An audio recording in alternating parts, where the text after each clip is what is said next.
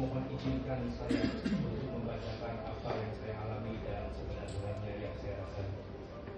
Isu operasi tangkap tangan KPK kepada saya yaitu Suara Bunang Bupati Bekasi dan orang tua saya Abang Haji Bunang sangatlah mencederai hati saya di hadapan masyarakat Kabupaten Bekasi.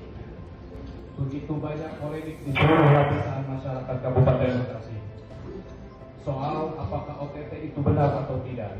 Saya menyatakan itu tidak benar.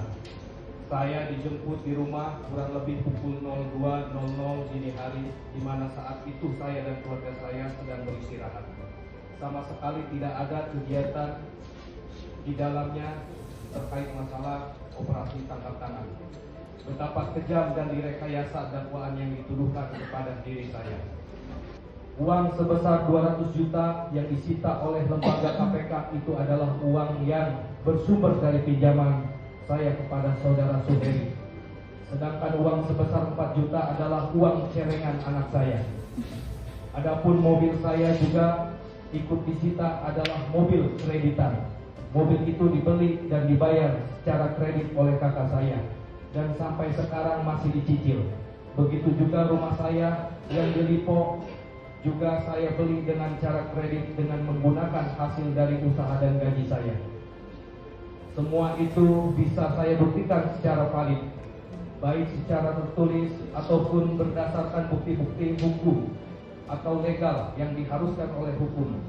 Dan sebenar-benarnya semua yang disita KPK tersebut jelas tidak ada kaitannya dengan tuduhan ini.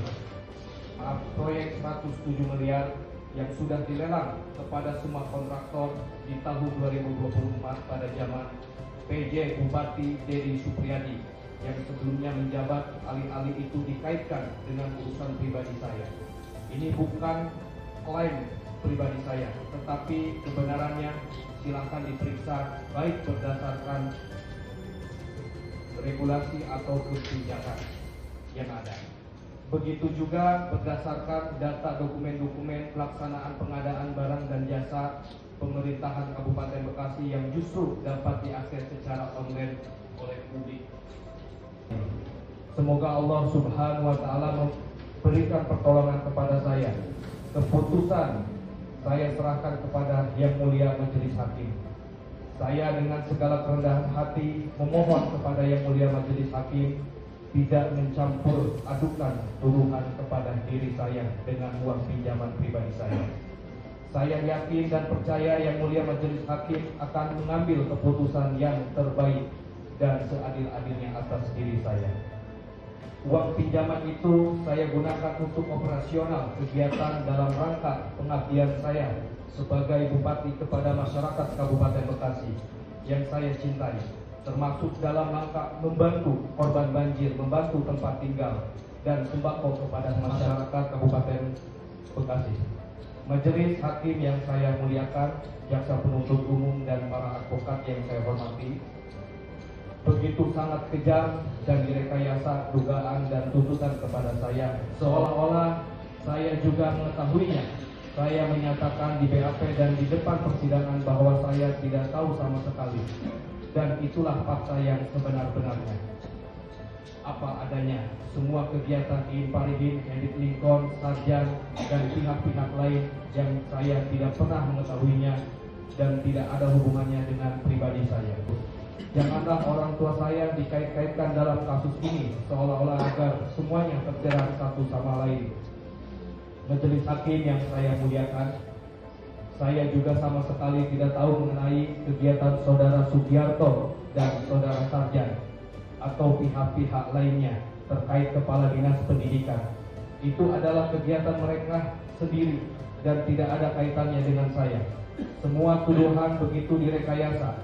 Dalam fakta persidangan justru saudara Yayat Sudrajat menerima 16 miliar fee proyek dari saudara Sarjan. Saudara Hendrik Lincoln menerima fee proyek 2 miliar lebih dari saudara Sarjan. Tapi para penegak hukum seolah terdiam dan membisu. Ada apakah dengan transparansi hukum dalam kasus ini? Padahal di akhir persidangan siapa yang menerima fee tidak diadili, sedangkan saya yang pinjam meminjam justru dituduh dan menerima suap dan diadili. seperti halnya proyek yang disebut-sebut sejumlah 107 miliar. Kapan saya mulai menjabat sebagai Bupati Bekasi, kapan dilelang, dan siapa yang melelangnya. Saya akan buktikan, dan saya tidak pernah memerintahkan siapapun termasuk kepala dinas untuk memenangkan penyedia barang dan jasa tertentu dalam proses pengadaan barang dan jasa pemerintahan di lingkungan pemerintahan daerah Kabupaten Bekasi.